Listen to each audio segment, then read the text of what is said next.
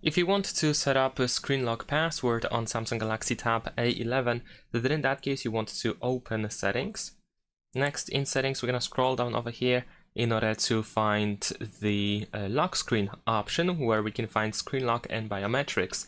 And finally, in here we can choose the password type that we want to use on our Galaxy Tab A11. We have three choices: PIN, password, and pattern. So in my case, I'm going to set up a simple PIN code. In this case, we need to use at least 4 digits, but at least 6 is recommended. And we can press continue. Now, if the password is easy to guess, then you will see this information that it is easy to guess, and you can change the password, update it to something more complicated, or you can choose to use anyway.